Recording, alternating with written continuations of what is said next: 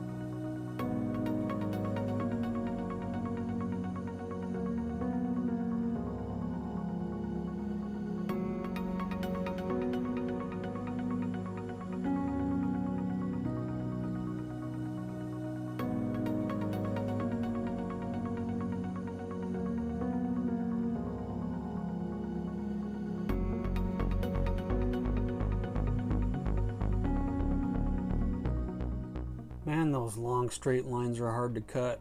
So the decals got a little short, or I misaligned them or something, but there's little gaps in there. So the white stripe goes all the way through. So maybe I'll still do that. If I take that off, I'll have to touch it up with some white gloss paint. So I'll figure out what I'm going to do with that, but we'll keep going with the trim.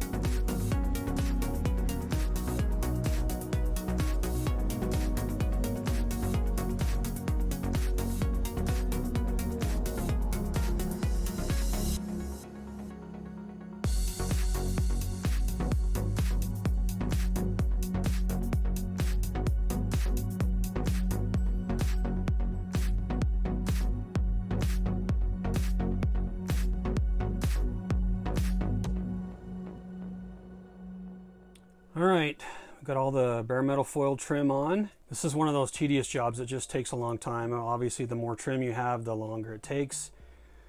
Just be patient with it. It's really fragile, so just take your time with it. Sometimes you'll get little corners or whatever that it's torn or it doesn't match up exactly. Don't worry about that. As long as they're not too big, What I've been doing lately is I'll touch that up with a little bit of Maltol chrome. Like I said, as long as they're not too big, it fills right in and you'd never even know. So don't worry about those little gaps. Sometimes they happen on the posts and stuff. I'll be touching some of that up with the chrome pen as well. With that, we're gonna keep moving along. All right, let's talk about Q-tips for a minute. You probably saw me use a few different ones. These are just regular Q-tips. These are kind of like makeup Q-tips. They have a little bit more of a point on them. And then these are both Tamiya brand Q-tips. These are harder, and obviously that one comes to a point, which is really handy when you're kind of getting in some of these grooves and stuff around the drip rail, things like that. So these are really handy. And then of course just the regular style, but they're also a little bit harder, so they don't fray out as much.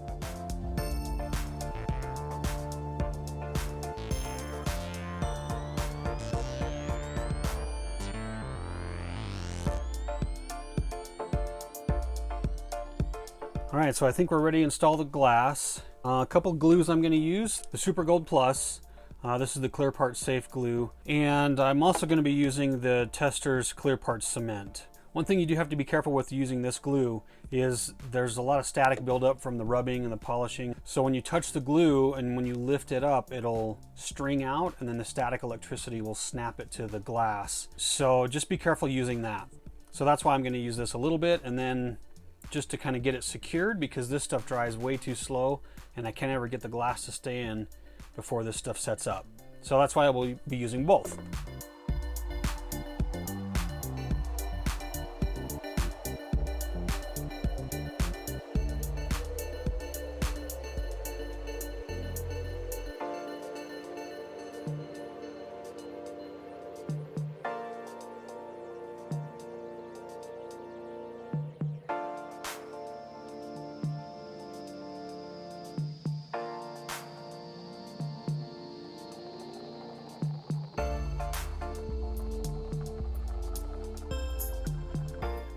All right, while that glass is setting up, we're going to work on the hood.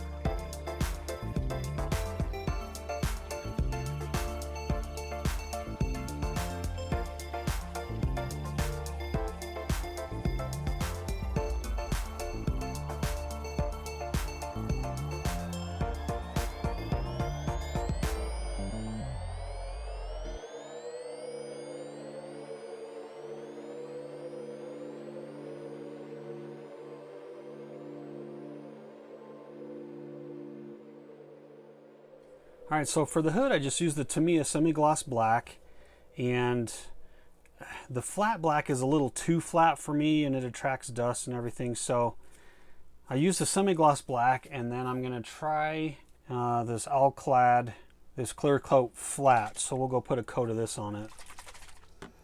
All right, so I got the clear coat on there, the flat coat. So we'll let that, I wanna get this tape off and then we'll let that set up.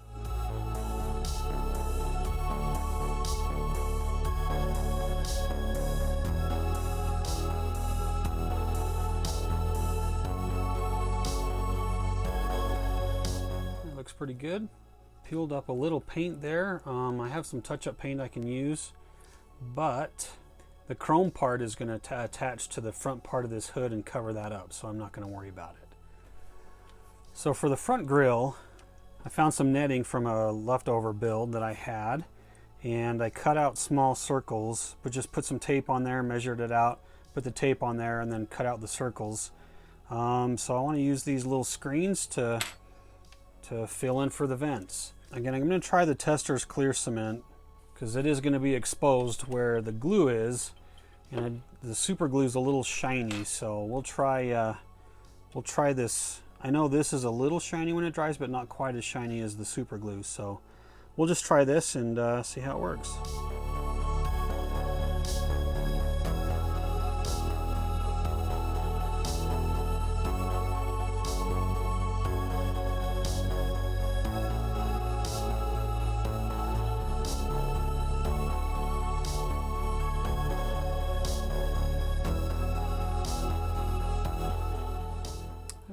looks a little better.